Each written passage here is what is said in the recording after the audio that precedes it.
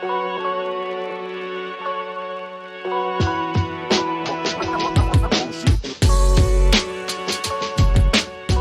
right, let's start with the rapid fire round just to break the ice. The first question is, at what age do you want to retire? Never. How long does it take you to get ready in the mornings? 20 minutes. Favorite color? Blue. What time of day are you most inspired? 6 a.m. How many hours of sleep can you survive on? 5. Fill in the blank. An upcoming technology trend is blank. The AI trend is very real. The city in which the best kiss of your life happened. Ooh. San Francisco. Pick one, Mark Zuckerberg or Jack Dorsey. Neither. Biggest mistake of your career. Too early on streaming TV. How do you relax? Play music. How many cups of coffee do you drink per day? Way too many. A habit of yours that you hate. Fidgeting. The most valuable skill you've learned in life. Patience. Your favorite OTT show. Ooh. Star Trek: Strange New Worlds. One word description of your leadership style. Inclusive. Top priority in your daily schedule. Thinking. Ideal vacation spot for relaxation.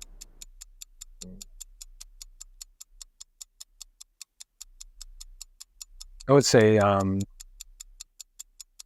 just the beach in general. All right, well, that's the end of the rapid fire round. Let's go on to the longer questions, which you can answer with as much ease or time as you like. The first one is, how has Paramount Global's AI-first approach shaped the company's overall technology strategy? Well, I think we've been very pragmatic with our approach to AI. We recognized, very early on, and we've been doing this, for well over 7 years, that AI had great application to things that are obvious, like content recommendations, content processing. But really, from 2022 onward, we saw this great next phase of AI. And our approach there was to partner with the leading technology companies that are either building the top foundation models or exposing those capabilities to products and tools that we already use. So we did a partnership with Adobe to make sure that we could empower our many thousands of editorial creatives to use AI in their day. And that idea of educating our teams, giving them tools today that enabled them to use the technology, and then seeing what comes out of it, that running of that experiment we found to be very successful and also cost effective. And it gives us the ability to adapt as this AI wave continues to take different shapes. And are there any challenges that you've faced in fostering this AI-centric culture at such a large-scale company? The biggest challenge with AI has been the fear. And that fear, in some cases, is valid. In most cases, it's not valid. So we've had to do a lot of education, awareness. And in many cases, it was simply getting those that had concerns, getting them to use the technology and learning very quickly where it could help them. And also, I think mostly learning its limitations, because there's been, a false narrative that somehow AI is going to create a TV show or it's going to create a movie. You just need to use it in a practical way to learn very quickly. That is not the case. And it can do some very, relatively small things to help you in that process. So to me, the fear and overcoming that through education has been, the biggest challenge. So speaking of this cycle of AI innovation, if one was to look back at your time as founder of Liquid Audio and Sezmi, how did those pioneering efforts shape your perspective on media innovation today? Well, both of those really recognized, what was about to come, and primarily in terms of internet distribution of media. With Liquid Audio, we saw the convergence of trends in technology between the compression of audio using things like MP3 and then the scale of the internet. We saw that technology convergence would enable a new consumer experience, and we were right.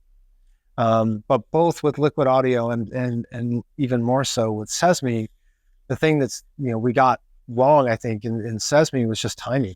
We did everything else right. We built the first recommendation system built into a TV system, many other things that could go on that we did right. But we had expected the market to shift dramatically in pay TV in the period of around 2010. And it didn't really even start to move significantly until 5 or more years later. So I think the thing I learned in all of that is to be a bit patient, even when you see an obvious trajectory for the industry.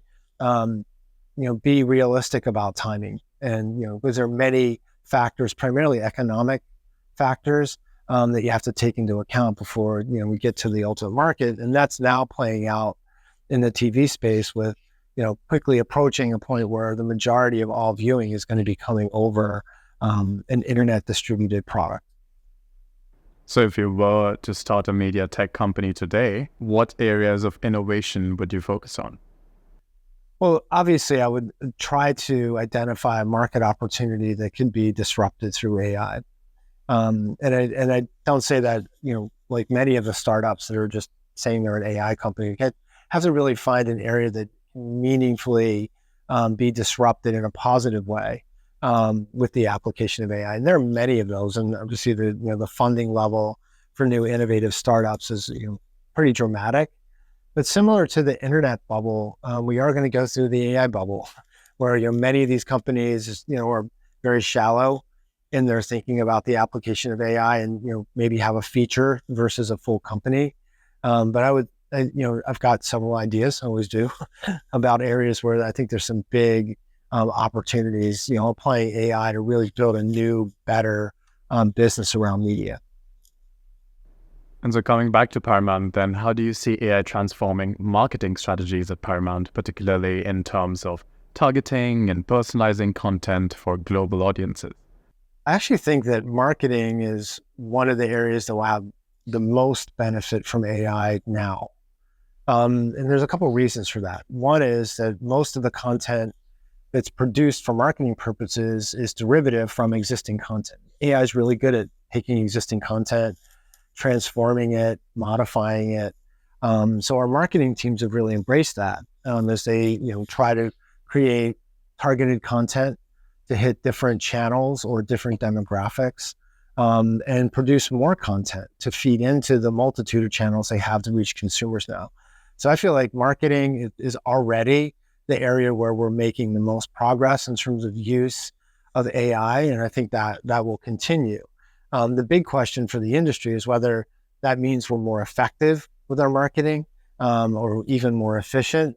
I think we'll have to wait and see whether that plays out. But I do think we're going to have better, more targeted, and certainly get some more interesting campaigns coming out of widespread use of AI.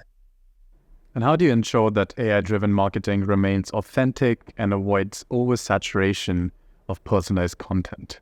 Well, that's why you have people doing it. So really, it's a key element of this discussion around AI is that there always has to be a human in the loop. There is a judgment, there is an awareness of the world and context that we really need humans to be in there, using this, as it is. It's a tool. And the judgment that comes in the content that's being created and what's going out into the world still very much sits in the hands of the creatives. So I think as long as we've got the right creatives in the room, we won't run into that problem. So as a pioneer of digital music and OTT TV, how do you see the future of IP-based content delivery evolving? Can I just ask you to clarify that? So when you say IP-based content delivery, you mean like the technical distribution of it or just internet distribution generally? The technical. Well, I think the current model that's been built up around content delivery networks, sitting on the edge and, us working across multiple content delivery networks, that will continue. But I think the scale of the cloud fabric that's, covering the globe with the hyperscalers now, that's going to become more and more capable of really doing, all of the delivery that we need. So I do expect that just the architecture, the network architecture in particular, is going to change to be actually much simpler as more and more of kind of global compute moves into these public cloud models. So your background spans both digital music and media at Sony and Hearst. How have those experiences influenced your approach to all this at Paramount? Well, I think the experience with music, seeing that industry go from one that was very stable on a single media model, namely compact discs at the time I entered it with technology, seeing it move from that stable model, go through the disruption and kind of destruction of the business and come out the other side, with a new model built around, wide scale streaming. That gave me kind of the longer view in terms of other media markets and how those would evolve. And I dealt with that on the print side of the business when I was at Hearst. Obviously dealing with that now in the context of television at CBS and the broader Paramount. So just give me that longer term view to look at the arc of this transition of the industry and make sure we're well positioned, but we don't panic, and have a bit of pragmatism about how quickly things will move. So who do you think are the biggest winners and losers from the music transition, and who will be the biggest winners and losers from the upcoming media transition? Well, look, I think in the music transition, consumers are huge winners. The amount of content you have access to now is something you could not imagine in the mid 90s before all of this happened. And at that point, you still had to spend, $10 to $20 to buy, 10 to 20 songs. And that was it. You played those over and over again. And it was very limited, outside of radio in terms of your access to music. And now it's unlimited. So I think from a consumer perspective, that's all positive. And I think it's great for artists as well. When I started Liquid Audio, a driver for that company was as much, helping the artists as the consumer, because in that moment, it was very hard for anyone other than large stars to break through, because you had all this friction with producing bits of plastic and how you sent that out into the world. So I do feel like artists now, even though their lives are very different, there's a lot more noise in the market. You can have an opportunity to reach an audience. Even if it's a smaller audience, you can build a business around that or build a lifestyle around that in music in a way that was impossible 30 years ago. The other thing I would say in terms of internet in general, the fact that you've got so many artists that are performing live now and finding an audience, sometimes it's an old audience. That also would have been impossible 30 years ago, because it would have been very hard to aggregate people that, are distributed in a very targeted fan base, where now you can do that. And I think it's been great for artists. I mean, their careers are extended because of what the internet has brought to the music industry. And so what way does that apply to the future of film and TV? Well, I think it's a little bit different because you've got, several franchises that have these kind of, installed fan bases. But generally television is a bit more ephemeral traditionally. And then, as we saw in the evolution of television, shows that would disappear got more life through syndication, which was a breakthrough model 50 years ago to start, redistributing and replaying these content. And what we're seeing now is it shows that, maybe even 50 years old are getting new life. So I think it's a similar model where the extension of an expansion of franchises is playing out, because now you've got so much access. And be curious to see if it is the same sort of model where some of these franchises can live on for many years beyond what would have been feasible prior to a streaming model. The thing that's an unknown is, how this plays out in such a noisy environment. As it is, as we all know, using streaming services is very hard to find the content you want to watch. And that, will get better. I do think that AI will play a role in making that easier, helping you navigate to something or talk your way to something that you want to watch.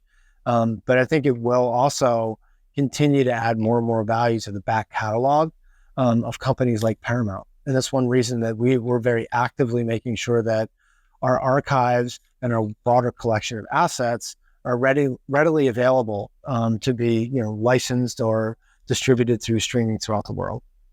So if you had to look back at it, what was your vision when driving Hearst's transition to a cloud-first environment? And how did it reshape the company's digital strategy? Well, the push at Hearst was early in the cloud transition. That was about 2012, and there were scaled, moderately scaled, I would say, cloud providers, with Amazon being the leading provider. And the vision when I came into that company was really to give them a core shared technical capability. When I joined Hearst, they had no shared, common technical foundation at all. So moving to the cloud gave us a common architecture on which we could build. And when we had that common architecture, then we could build new opportunities in digital. So it really accelerated our digital ambitions and made them kind of more refreshed, if you will, relative to what came before that. Because when I joined the company, the digital model was to take a magazine, turn it into a very high quality PDF effectively, and put it on an iPad. So it was, sort of similar to the early movies being someone just putting a camera in front of a stage and recording a play. And moving to the cloud enabled us to innovate, generate a lot more content, make sure that it was something that, played well on the internet. And then when social became more and more of a platform, and in particular, I remember when Evan came in and talked about this new service called Snapchat, and we were able to really jump on that and build up, one of the better, branded experiences within the Snapchat environment when that got off the ground. So in hindsight, what would you have done differently during this cloud migration process, and how do you bring that hindsight to Paramount now? Well, I did learn from that. So when I joined Paramount, I took the learnings from the Hearst migration and applied that to how we approach things at Paramount. And if anything, it just gave me more confidence that this was the right direction to move. The thing that I learned and that we did put in place at Paramount was to make sure that we had a strong commitment from the cloud providers. So we did a very important strategic partnership with AWS, Amazon's Web Services division. And we got buy-in not only from our CEO at the time, Bob Backish, but Andy Jassy, who was the CEO of Amazon Web Services at that time. We got them to both commit to this transition because it is a big change. And we had to do a lot of work to not only educate, but also retool our technology teams to be cloud first. And that took commitment all the way to the top. So how do you align all these technology initiatives with Paramount's broader business objectives to ensure long-term growth and innovation? Well, the key thing that I bring to the role is an experience running all aspects of a media business, which I did in both of my startup businesses. Really, understanding what it means to produce content, to license it, and then also to sell it. And that sort of broad view informs everything that I do from a technology perspective. I think a key thing is just the guiding principle. Like, we as technologists are here to serve the content. It's not the other way around. So when people say, oh, we're going to be a technology and media company, what they're really saying is we want to make sure we can adapt to these new distribution models. But we have to keep in mind that we are a media company, we're a content company first. And bringing that kind of ethos to the role and then how our team operates, I think keeps us emotionally and then overall aligned with the business. So do you think the future of media companies is also technology/media companies? Look, I think that technology is increasingly important and a key driver for all companies. And when you look at any stats related to how much technology is taking the load of operating businesses, it just increases every year. And we should be thankful for that, because when we unfortunately went through a pandemic, the fact that we could all go home and work seamlessly was a result of depending on the technology to connect us, to drive our work on a daily basis. And that has stuck with us. So it's one thing that I have to battle because I'm inside of a company running a technology function. I have to battle the misunderstanding that technology costs tend to grow, but then you have to look at those technology costs growing in the context of how much of the business is running on them. And you look at it over time, it's a dramatically larger portion of the overall business is now running on, core, compute and networking technologies. So speaking of the pandemic then, has Paramount seen a big difference in affinity towards OTT platforms as opposed to theater, movie-going, cinema? Well, we're just living through the same transition everyone else is, where we see the streaming businesses growing rapidly, the traditional pay TV on a gradual decline. And we're hopeful that theatrical continues to rebound from the COVID era. And we're investing in that and putting out top-notch theatrical content to support it. But I don't think we're very different than other major media companies in terms of navigating a transition, which as I said, it's hard to predict how all of this is going to land in terms of that streaming distribution. I do expect it to be more nuanced than most people will write about, because it's really not binary in terms of how that distribution model is going to play out. And I just talked about that on a panel with the head of technology for Amazon Prime Video, where we recognize that in some cases, we're both going direct to consumers. In many cases, we're going to the consumer together. And I think we just have to accept that reality that it's going to be a bit more complicated. So which avenue of media distribution will see the same future as the compact disc went through, if it's not theater then? Well, the compact disc was unique in that an entire industry was relying on selling one specific product format, so it's very narrow. So I think clearly traditional pay TV is going to continue to decline. I think we've already seen certainly in the U.S. market, satellite television going down even faster, simply because the end user experience requires a type of equipment that's no longer necessary. So I do think traditional pay TV will continue to decline, but nothing in the TV ecosystem is going to fall off as rapidly as CDs did. I mean, those declines, when I joined Sony Music in 2021, the industry was shrinking on CD sales about 20 to 30% per year. So really radical shift. As I said, happened over a matter of 5 years. Television is going to be on a much slower shift. Right. So the last question for you is of a personal kind. What would you be doing in your life if not this? I'd be playing music every day. I am Phil Weiser, the Global Chief Technology Officer of Paramount. Catch me on the Technologist of the Month show